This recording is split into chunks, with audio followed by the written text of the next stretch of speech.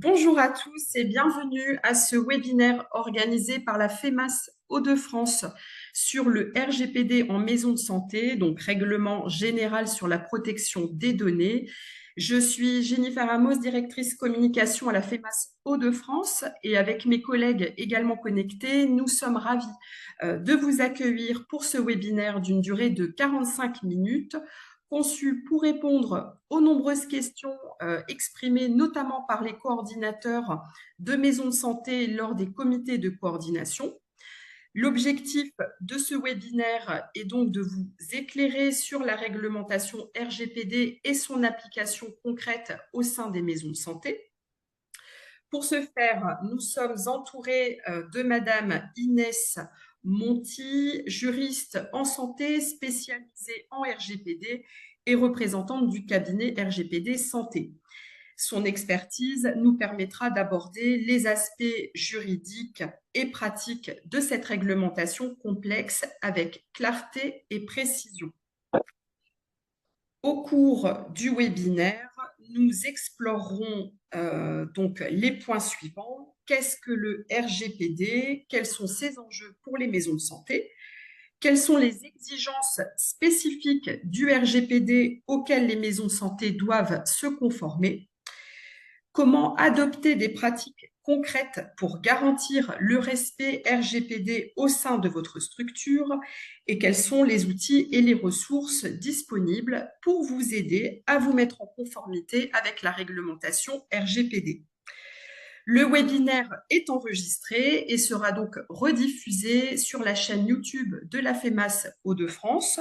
N'hésitez pas également à interagir avec Madame Monti, donc notre intervenante, au niveau donc du chat. Nous essaierons donc de compiler les différentes questions et d'y répondre en fin de présentation. Voilà, je cède la parole à Madame Monti qui va se présenter et puis introduire ce webinaire. Merci.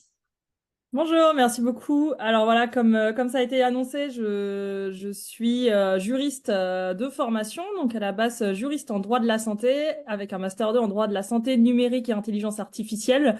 Et je me suis lancée dans une certification auprès de la CNIL en tant que déléguée à la protection des données, avec vocation justement d'accompagner les petits acteurs de la santé qui pour moi avaient des difficultés à se mettre en conformité parce que non accompagné et que peu d'offres permettaient de vous permettre de mieux comprendre les choses. Et donc, l'idée de ce webinaire, c'est bien de vous expliquer déjà qu'est-ce qu'il faut faire, comment le faire, quelles sont les obligations, qu'est-ce que je risque, et de vous donner des clés pour au moins vous poser les bonnes questions chez vous et ensuite de voir comment répondre à tout ça. Donc, je vais vous présenter un petit... alors non, c'est pas ça. Euh, Mettre en pause, arrêter le partage. Je vais retrouver mon document. Ah, il faut que je l'ouvre. Et je vais vous le partager. Je vous ai fait une petite présentation synthétique. Tac. Voilà.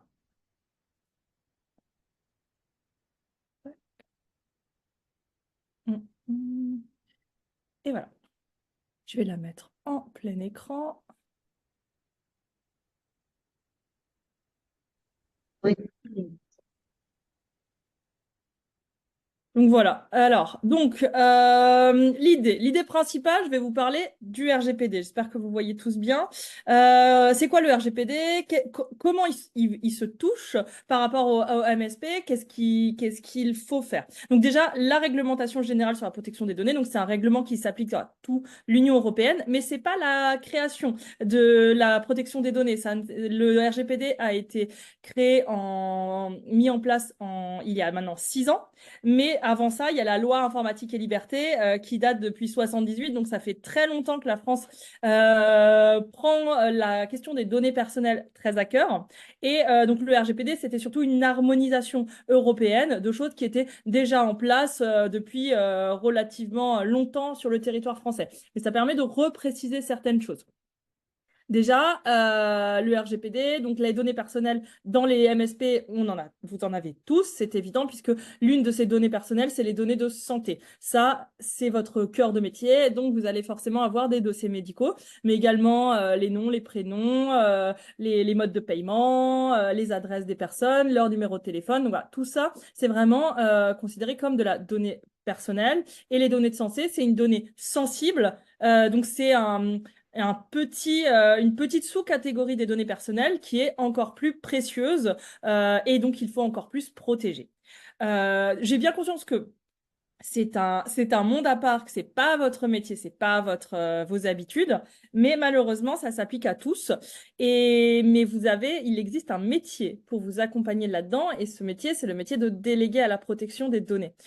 C'est pas comme c'est un peu comme votre comptable, en fait. Il faut voir ça comme le comptable avec qui vous posez des questions en termes de fiscalité, en termes d'organisation, de facturation et autres. Et ben, le délégué à la protection des données, c'est votre partenaire du quotidien qui va vous aider, à qui vous posez toutes les questions que vous voulez et qui est là pour vous guider sur la protection des données personnelles. Ce délégué à la protection des données, il est obligatoire pour les MSP. Alors, c'est l'article 37 qui le dit. Le responsable de traitement, donc le responsable de traitement, c'est vous, MSP, parce que c'est vous qui décidez du traitement de la donnée, qui l'a collectée, qui l'a enregistrée sur vos logiciels. Donc, vous êtes au centre du RGPD considéré comme responsable du traitement et vous devez désigner un délégué à la protection des données parce que vous faites un traitement considéré comme à grande échelle et qui a des données sensibles. Donc l'article 9, c'est les données sensibles, c'est les données concernant la santé.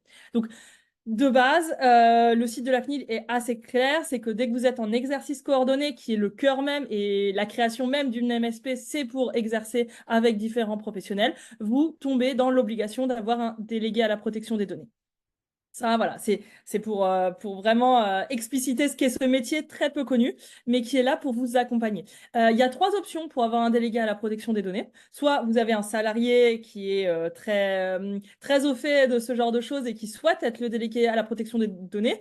Donc, potentiellement, vous pouvez lui payer une certification pour qu'il se mette à jour sur ses pratiques, mais ça peut être un salarié. Ça peut pas être ça peut pas être le président de la MSP, puisque vous pouvez pas être responsable de traitement et DPO, mais voilà, une autre personne de la MSP, salarié, peut être un délégué à la protection des données. Ça peut également être un délégué à la protection des données, par exemple salarié, mais mutualisé sur différentes MSP. Ça, vous en avez aussi la possibilité. C'est la deuxième option qu'offre le RGPD. Et la troisième option, c'est une personne externalisée. Par rapport à un contrat de prestation de service, vous pouvez prendre des cabinets comme RGPD Santé, mais il en existe d'autres, des cabinets d'avocats qui proposent aussi ces prestations. Vous pouvez prendre une personne externalisée. Dans tous les cas, cette personne, il faudra la désigner, lui donner une lettre de mission si c'est un salarié et la déclarer à la CNIL.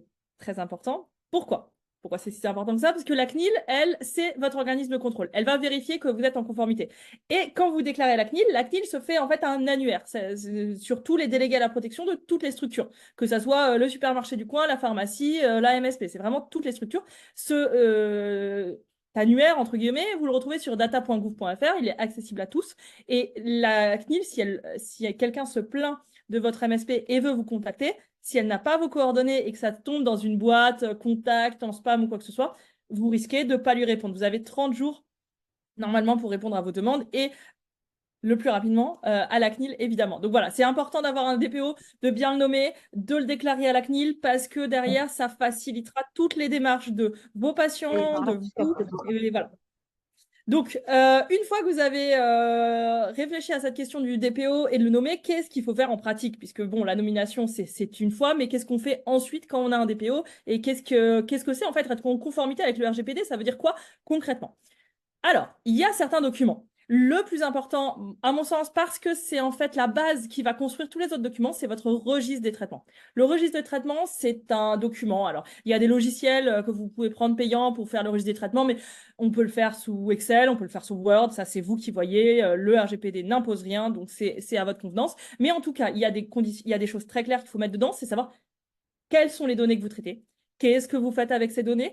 Combien de temps vous les conservez? Comment vous les protégez? Voilà, il y a une liste de choses à faire. C'est un peu l'audit général de tout votre flux de données, tout ce que vous gérez. Vous devez le mettre en place dans le registre de traitement, indispensable. Si la CNIL vient vous contrôler, c'est l'une des premières choses qu'elle va vous demander. Donc, bien travailler ce registre de traitement. Ce registre de traitement permettra ensuite de faire découler pas mal de choses, notamment l'information des patients. Une fois que vous avez identifié de manière très claire que vous traitez telles données, nom, prénom, antécédents médicaux et tout le reste, vous avez la liste très claire. Vous pouvez facilement informer vos patients que vous les traitez ce type de données pour cette catégorie d'utilisation et pendant une durée de X temps. Et en fait, voilà, c'est vraiment cette base qui va ensuite vous permettre facilement de mettre à jour les informations patients. L'AIPD, ça vous parle peut-être pas forcément, c'est l'analyse d'impact relative à la protection des données. L'AIPD, elle est obligatoire pour les MSP et elle nécessite en fait, de faire une balance entre ce que vous traitez comme données, donc tout ce que vous traitez et comment vous les sécurisez, notamment au regard de 3 grands risques. C'est l'indisponibilité des données, le risque qu'une personne tiers vienne accéder aux données et que vos données puissent être modifiées et que les données soient altérées. Ces 3 grands risques, en fait, on analyse si on est dans l'équilibre, si la manière dont vous traitez les données, elle est conforme, équilibrée par rapport au risque que ça a sur la vie privée des gens, sur tout ça. Donc, l'analyse d'impact, elle est obligatoire. Elle est obligatoire une fois au démarrage sur votre traitement principal qui est la gestion des données médicales dans le cadre de de la prise en charge des médecins, des patients dans la MSP. Et elle doit être faite pour vraiment vérifier, notamment, on va vérifier quoi concrètement? Est-ce que vous avez est-ce que vous avez bien des serveurs de sauvegarde? Est-ce que voilà, si vous avez des dossiers ou des documents papier, est-ce que les portes sont bien closes, sécurisées, fermées le soir à clé? Est-ce qu'il y a une alarme? Voilà, c'est vraiment toutes ces choses-là, ces petits détails qui juste font en sorte que ça soit bien les bonnes personnes qui accèdent aux bonnes données au bon moment. Notamment, une personne quitte la MSP pour aller travailler ailleurs. Est-ce qu'on a bien une procédure qui déconnecte directement ses mots de passe pour qu'elle ne puisse plus accéder a posteriori? L'AIPD, voilà, ça fait très technique et très compliqué, mais la question, c'est vraiment concrètement, chez vous, comment ça se passe et est-ce qu'on peut mettre en place des petites procédures, notamment voilà, la pièce où il y a les ordonnances, les résultats d'analyse en papier, est-ce qu'elle est bien verrouillée pour que aucun patient ne puisse entrer, ou voilà, des choses concrètes. Ça, l'AIPD, c'est cet équilibre que vous devez faire. Et encore une fois, c'est aussi un document que la CNIL peut vous demander en cas de contrôle. La gestion des violations de données, ça, c'est une autre chose que vous devez vraiment avoir en tête. Vous êtes censé avoir un registre des violations de données et qui indique toutes les violations de données qui peuvent être faites. Une violation de données, alors on connaît les cas sur Internet, la cyberattaque, grande violation de données, mais c'est pas que ça. C'est vraiment, il faut bien se dire que c'est aussi un des médecins a perdu son ordinateur avec les codes enregistrés pour avoir accès à distance au logiciel patient. Bah ça peut être une violation de données. Il faut qu'on se pose la question. Des données ont été perdues, alors elles peuvent être cryptées, il y a des mots de passe, tout ça, mais est-ce qu'il y a un risque? Oui, non. Et en fait, c'est une violation de données, c'est petite chose. Le vol d'un téléphone portable, d'un membre de la MSP, s'il y a des contacts de patients dedans, vous avez un cambriolage et tous vos documents, ils ont volé en l'air et voilà. Alors bien sûr, les gens ne sont pas venus voler des résultats de laboratoire, mais est-ce que quelqu'un y a accès? Est-ce que quelqu'un les a lus? Il faut se poser cette petite question. Tout ça, ça peut être potentiellement des violations de données qu'il faut déterminer, regarder la gravité pour les patients et les déclarer à la CNIL sous 72 heures. Donc c'est vraiment très important de garder un registre pour en fait, se poser la question de qu'est-ce qui s'est passé, comment j'ai réagi et est-ce qu'il faut changer les choses pour que ça ne se répète jamais. Il y a des choses qui ne se répètent jamais parce que c'est tellement, voilà, c'est une fois et ça n'a, mais il y a des choses qui peuvent être réorganisées pour éviter que ça recommence. Et notamment aussi la perte de données, qui est une violation de données, puisque si vous ne pouvez plus vérifier les antécédents de vos patients, ça peut leur porter préjudice. Donc tout ça, c'est une violation de données. Vous devez avoir une procédure pour la gestion de violation de données et un registre qui les compile au fur et à mesure.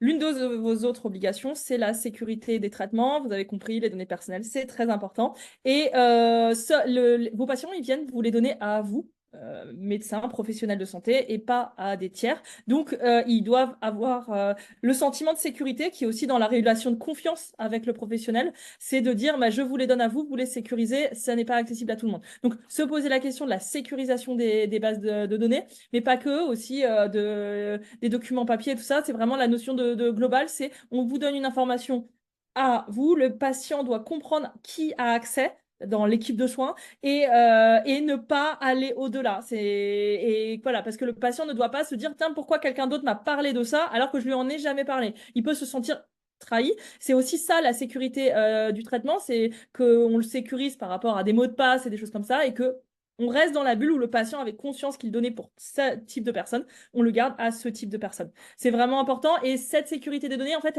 elle est vérifiée par l'analyse d'impact, l'AIPD, et on regarde s'il y a des choses à ajuster, mais ça reste une de vos obligations qui peut vous être reprochée si elle n'est pas faite par la CNIL. Et le dernier, c'est la mise à jour, les contrats de sous-traitance. Donc, vous avez tous des contrats de sous-traitance en termes de RGPD. Ça peut être vos logiciels, Doctolib, les logiciels de traitement paye aussi pour vos salariés, puisque c'est aussi de la donnée personnelle. C'est pas vos patients, mais c'est vos salariés et vous traitez de la donnée personnelle pour eux.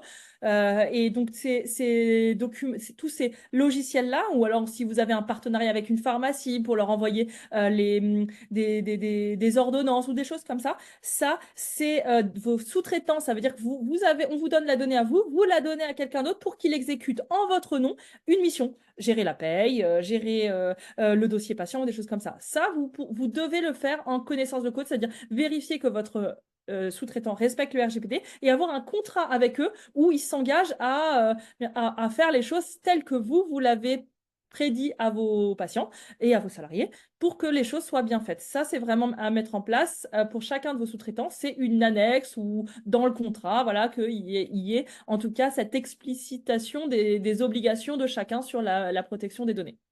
Ça fait beaucoup. Désolée, ça fait beaucoup. Ça, c'est vos grandes obligations. Ça semble faire très peur, mais vous devez vraiment pas vous inquiéter. C'est des choses qui sont faisables. C'est un jargon particulier. Les médecins ont leur jargon. Il est très particulier et ça semble être une bulle. Et ben, le RGPD, c'est aussi sa petite bulle. Une fois qu'on le comprend, il devient accessible. Et en tout cas, voilà, en termes de grandes catégories pour être explicite, ces 6 grandes catégories, c'est ce que vous devez faire pour être en conformité avec le RGPD et en ne pas avoir de difficultés en cas de contrôle ou autre.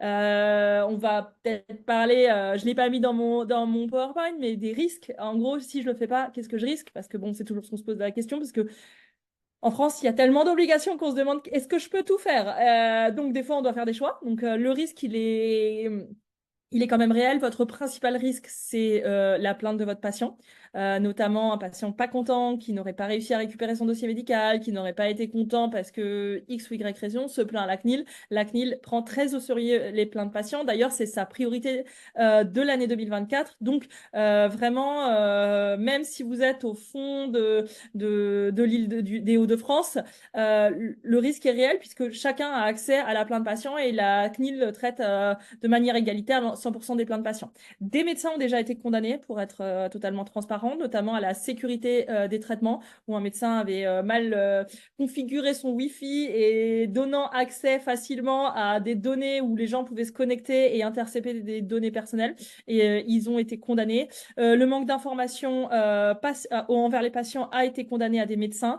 Et également, le gros qui tombe en ce moment, c'est le manque de coopération. C'est ce que je vous ai dit dans la slide précédente. On déclare son DPO à la CNIL. Alors, je ne dis pas que les médecins n'ont pas coopéré. C'est plutôt, à mon sens, ce que j'en ai compris, c'est que, en fait, le mail s'est perdu. Parce que comme il n'y avait pas une personne en charge réellement avec une connaissance de l'importance de ce mail, le mail a dû rester bloqué, soit en spam, soit quelque part. Et en fait, le médecin, non pas par refus de coopération ou quoi que ce soit, c'est pas du tout ce que je dis, mais je pense plutôt un manque de communication qui a entraîné, au vu des nombreuses relances de la CNIL n'ayant pas réussi à obtenir des réponses à ces questions a été caractérisée par un manque de coopération de la CNIL. Non pas que je pense qu'il y ait des médecins qui refusent, mais je pense que le risque, c'est que ça se perde. Comme la CNIL n'a pas le bon contact de la bonne personne, et ben en fait, la demande se perde et que personne ne réponde et que ça se caractérise par une suramende, en fait, puisque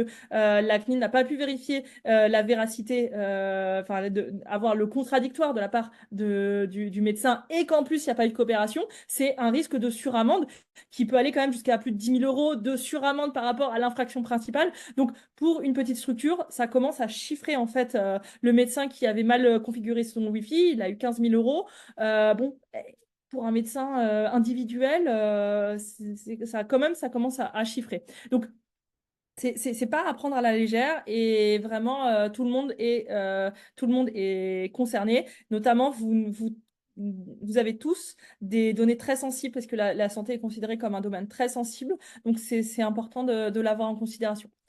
Je vais vous donner quand même quelques outils pour vous aider. Donc, il y a deux outils principaux qui existent, qui sont gratuits. Donc là, c'est vraiment des documents accessibles à tous gratuitement sur Internet, qui sont faits par la CNIL. Donc, il y a le référentiel CNIL de gestion des cabinets médicaux et paramédicaux. Il n'a pas été fait pour les MSP, mais on est sur des similarités assez grandes. Donc, vous pouvez vraiment en prendre connaissance. Il décrit les obligations, d'informations il est nécessaire d'avoir dans son registre de traitement, quelles sont les bases légales. Enfin, c'est vraiment un document extrêmement bien fait, gratuit, disponible sur le site de la CNIL. Donc, n'hésitez pas à vous y référer, au moins pour savoir par où commencer, par où démarrer, et pour vérifier tout ce que je vous ai dit, si vous avez envie d'une autre manière de l'expliquer, parce que voilà, souvent c'est des sujets qui nécessitent peut-être plusieurs explications. Donc là, vous avez un support écrit et complet. Vous pouvez vous y référer. Le deuxième document, si vous avez un DPO en interne qui veut se lancer dans une analyse d'impact, voilà, hein, pourquoi pas. Vous avez le logiciel PIA. C'est un logiciel open source gratuit qui a été fait par la CNIL, donc je vous le recommande. Et c'est un logiciel qui aide à la réalisation de l'analyse d'impact. Ça reste un document, voilà, l'analyse d'impact, c'est le document le plus compliqué, pour être honnête, à faire. Mais en tout cas, il existe voilà, des outils. Donc, je suis très transparente, je vous donne les outils. Je les utilise moi aussi en tant que DPO régulièrement. Le PIA, c'est le logiciel que j'utilise pour faire l'analyse d'impact. Il est très bien fait et vous pouvez le télécharger gratuitement, soit sur Mac, soit sur Windows, sans souci. Et le référentiel qui répond à énormément de questions. Je vais mettre un petit bémol sur le référentiel. Vous allez voir, quand vous le lirez, il y a une jauge sur le nombre de patients qui seraient nécessaires pour avoir un DPO et une analyse d'impact, qui est fixée à 10 000. Cette jauge, elle est très contestée. C'est en 2020, la CNIL a dit, parce que l'ordre des médecins poussait à avoir un chiffre, donc le chiffre 10 000 a été sorti, sachant qu'elle considère que c'est à la MSP en fait de réellement, à chacun de vérifier s'il rentre ou non dans le critère de l'article 37 du RGPD et que ce n'est pas forcément, elle le met comme jauge sans dire qu'en dessous, elle ne contrôlera pas. En dessous, vous n'êtes pas soumis au DPO et à l'analyse d'impact. Donc, à prendre à la légère, c'est pas un chiffre strict, sachant surtout que plus vous allez grandir, plus vous allez stocker. Il faut aussi voir votre flux. Si vous avez 10 000 patients toujours identiques, si vous collectez une masse très importante de données parce que vous êtes sur un territoire où il y a du passage, beaucoup de tourisme ou quoi que ce soit, en fait, vous devez toujours vous référer à l'article 37 du RGPD qui pose qui pose la question de est-ce que oui ou non je rentre dans grande échelle, données de santé, et c'est surtout ces critères-là qui donnent l'obligation de DPO, et ce chiffre, il est à prendre en fait avec parcimonie. Il donne une indication. Si vous êtes au-dessus, c'est certain, vous devez avoir un DPO. Si vous êtes en dessous, attention quand même à ne pas stocker en fait sur le long terme une trop grande masse de données et tomber de fait dans l'obligation sans vous en rendre compte. Voilà, c'est juste pour vous dire, pour être transparente par rapport à ça, puisque vous allez le voir de toute façon. Donc, autant l'expliciter de fait. Donc voilà, donc vous avez, comme je vous ai dit, la possibilité de faire tout ça par vous-même, mais RGPD Santé peut aussi vous accompagner si vous le souhaitez.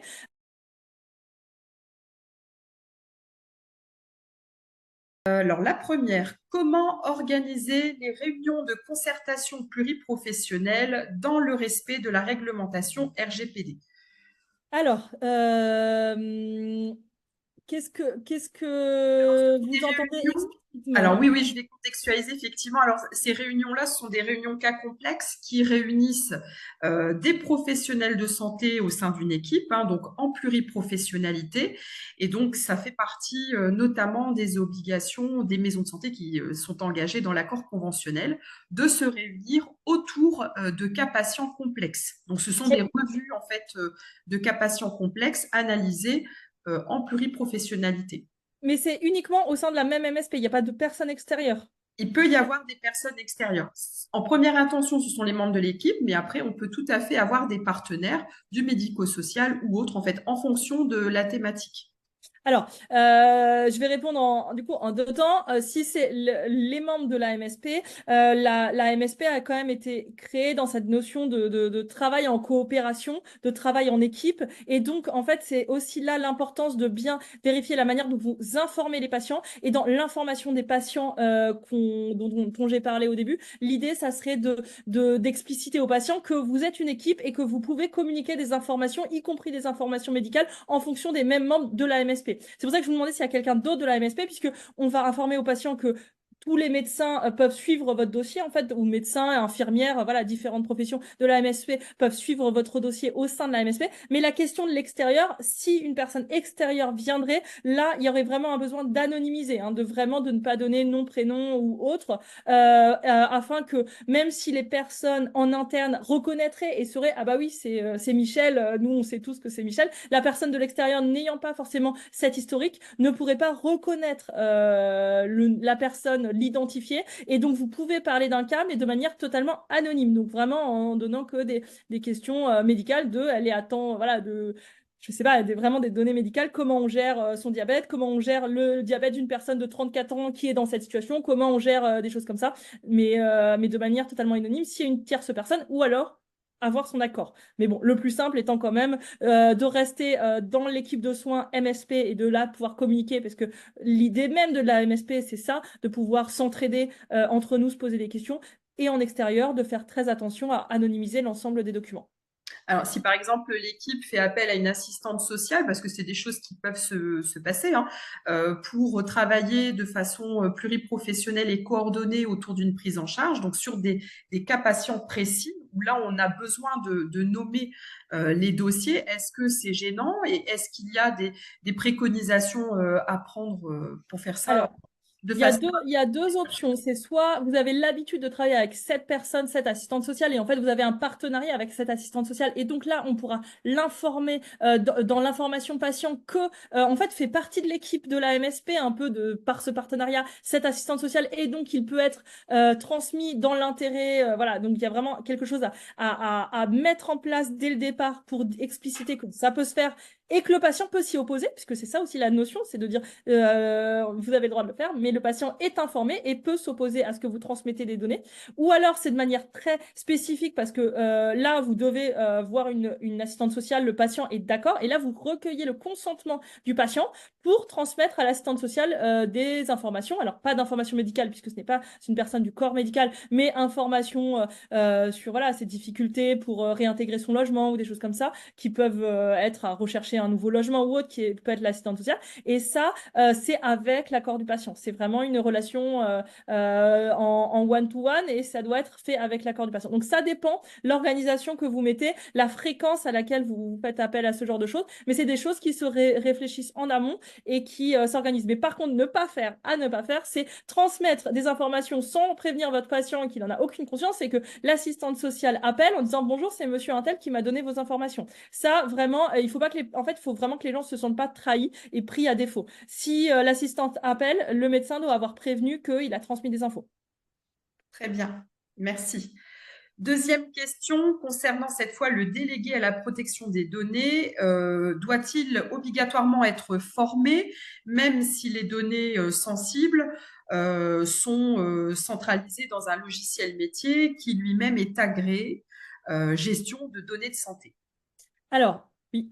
Pourquoi? Parce qu'en fait, ça ne se résume pas au logiciel. Comme je vous dis, il y a la notion aussi des locaux, il y a la notion d'information de patient. Ça, vous avez beau avoir, bon, sur la plupart Doctolib ou des choses comme ça, vous pouvez avoir des très bons logiciels et je ne les remets pas en cause, ils sont sécurité. Et en fait, ça vous aide parce que ça vous évite d'avoir à vous demander est-ce que les données sont cryptées? Est-ce qu'il y a une sauvegarde? Le logiciel, lui, va faire toute cette partie-là et ça va vous soulager de toute cette partie et c'est très bien. Mais de l'autre côté, il y a des choses à faire, et notamment ce registre des traitements et autres, qui sont nécessaires et qui sont en dehors en fait de vos logiciels. Et le délégué à la protection des données, il doit être formé, mais il doit être formé même sur deux éléments. Il doit être formé, comme le RGPD l'indique, sur le droit et la protection des données, donc vraiment sur cette notion-là, et sur le domaine de compétences, donc la santé. Si vous prenez quelqu'un qui ne comprend pas la santé, qui ne comprend pas ce qu'est une MSP, normalement, il ne peut pas être considéré comme, enfin, sa nomination ne peut pas être considérée comme valide parce que vous ne pourrez pas conseiller réellement puisque vous ne comprendrez pas les flux de données et les obligations.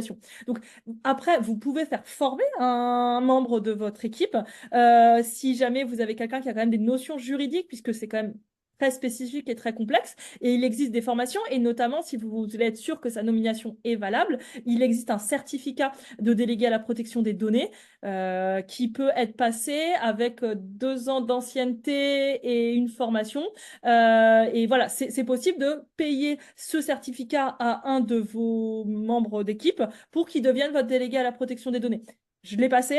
Et c'est quand même très technique, hein. Je connais pas vos salariés et tout. Si vous avez quelqu'un qui a des connaissances juridiques en droit, n'hésitez pas, exploitez-les.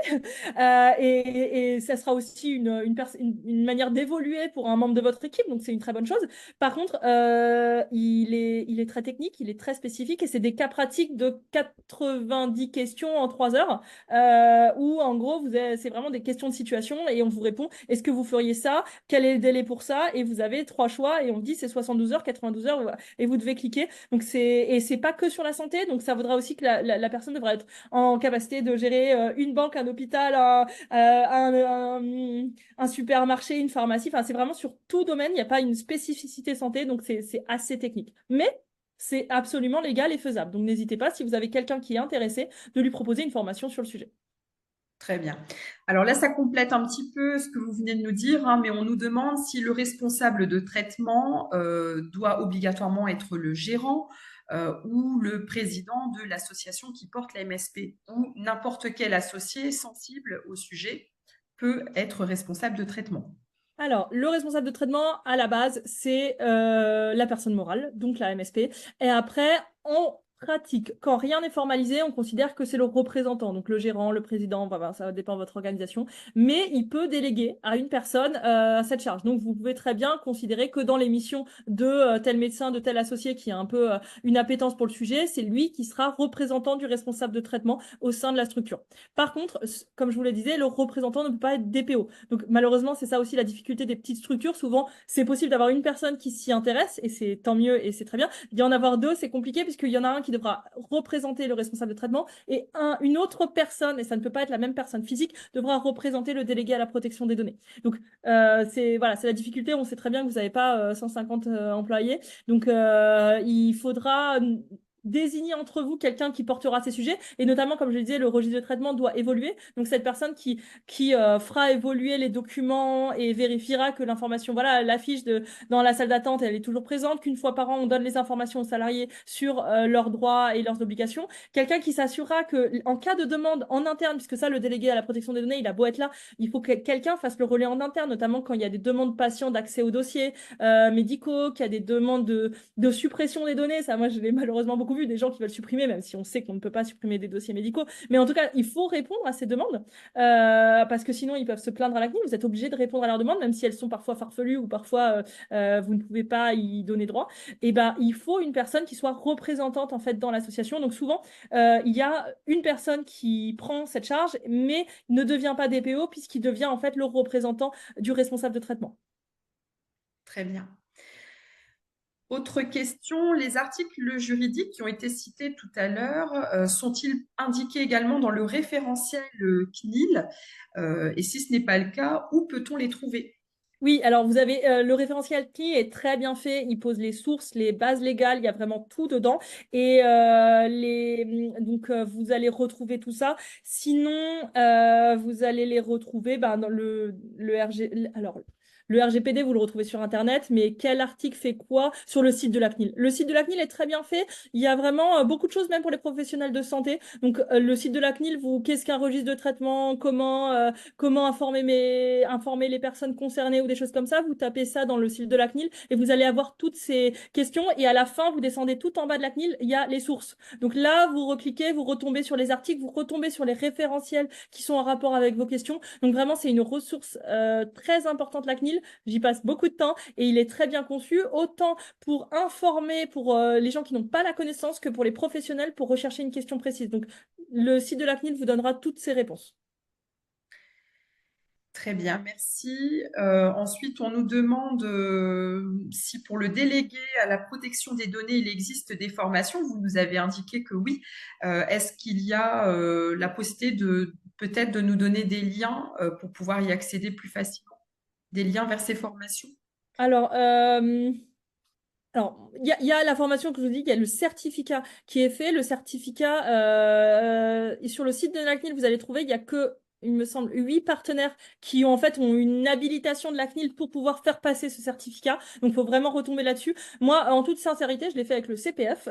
Donc, vous pouvez l'utiliser avec vous payez avec le CPF. Hein, la personne concernée peut les retrouver là-dessus. Ça s'appelle certificat délégué à la protection des données. Faut juste retomber bien si vous voulez que ça soit un certificat officiel reconnu par la CNIL, par un des partenariats, enfin des habilitations, je sais pas comment on dit, accréditations faites par la CNIL à différents organismes. Donc il y a l'AFNOR, voilà les grands classiques, PE, CB, voilà, vous retrouvez la liste des gens là et eux font le certificat. Par contre, voilà, moi j'ai le certificat, c'est 35 heures de formation pour ensuite passer le certificat. Moi, je mets un bémol. Hein. Moi, j'ai fait les 35 heures de formation qui étaient obligatoires. J'ai fait le certificat. Les 35 heures ne suffisent pas à réussir le certificat. Vraiment, moi, si j'avais pas eu des connaissances fortes sur le sujet, un master 2 spécialisé dans le domaine et autres, je n'aurais pas réussi le certificat. Et il y a un taux d'échec quand même assez important si on se lance dedans sans vraiment connaître le sujet. Je crois que faut regarder, mais il date de mémoire, il devait y avoir 20 ou 30% de réussite. Et sachant qu'il y a beaucoup de juristes qui se lancent dedans, une personne qui n'aurait pas une vraie connaissance du sujet, il faudrait. Le problème, c'est qu'ensuite, c'est un master en droit. Hein. Il n'y a pas tellement de formation spécifique. C'est soit vous avez les connaissances suffisantes et vous pouvez faire le certificat parce que ça fait 3 ans que vous êtes référent RGPD dans votre MSP, vous avez travaillé avec votre délégué à la protection des données et vous vous sentez à l'aise. Là, je dis pas qu'il faut forcément connaître tout le droit, mais en fait, si vous découvrez le sujet, vous savez pas ce qu'est un registre de traitement, vous savez pas ce que c'est qu'une AIPD, ça va être très compliqué de le réussir avec juste le certificat. C'est faisable. Il y a des gens qui ont une grande connaissance et une grande appétence et qui sont prêts à apprendre. Je minimise pas ça, mais c'est quand même c'est très technique. Très bien. Merci beaucoup. On a épuisé toutes les questions. Alors, une petite remarque qui a été émise juste à la fin du chat. Ça paraît totalement démesuré pour une petite équipe. Oui, je suis d'accord. Non, c'est pas vrai. En fait, ça paraît démesuré parce que c'est nouveau. On n'y connaît pas. On a l'impression que personne l'a fait. On a l'impression que c'est des termes compliqués. Mais en fait, quand vous faites la comptabilité, quand vous devez créer votre MSP, en fait, ça semble aussi démesuré. Sauf que vous avez plein de contacts autour de vous qui l'ont fait. Vous avez vu que c'est réussi. Vous avez vu que ça marche. Donc, vous vous lancez sans trop vous poser de questions, même si on sait que monter une MSP, c'est aussi un projet assez fou et qui semble au départ quasiment infaisable. La mise en conformité au RGPD, c'est beaucoup de termes techniques, beaucoup de difficultés, mais si vous êtes bien accompagné, et c'est aussi ça l'intérêt, alors moi, mais encore une fois, il y a d'autres gens qui accompagnent. Si vous êtes accompagné, ça se fait assez rapidement au final. Là, on pourrait être conforme pour septembre si on s'y mettait aujourd'hui. Et l'idée, en tout cas, moi, l'idée de la manière dont j'ai créé RGPD Santé, c'est parce que je pensais qu'il y avait une trou dans la raquette et effectivement, les petits professionnels de santé, hein, pas les gros groupes de santé, pas les hôpitaux, mais les cabinets médicaux, les maisons de santé, les centres de santé, il n'y avait pas de personnes qui leur parlaient directement pour leur dire c'est faisable, c'est pas démesuré. Par contre, faut, oui, effectivement, être accompagné, ça vous permet de gagner un temps très considérable là-dessus. Et au final, moi, ce que je fais, c'est par visio, on regarde vos spécificités de votre MSP, on regarde comment ça fait. Je vous donne du contenu et on adapte ensemble par rapport à votre MSP. L'idée, justement, est de vous faire perdre le moins de temps possible. On n'a pas besoin que les professionnels de santé passent leur temps à faire de la paperasse. Vous en avez assez. L'idée, c'est justement de vous faire avoir le plus rapidement possible, en le moins de temps perdu possible, une conformité pour vous protéger par rapport au contrôle de la CNIL et aux plaintes des patients.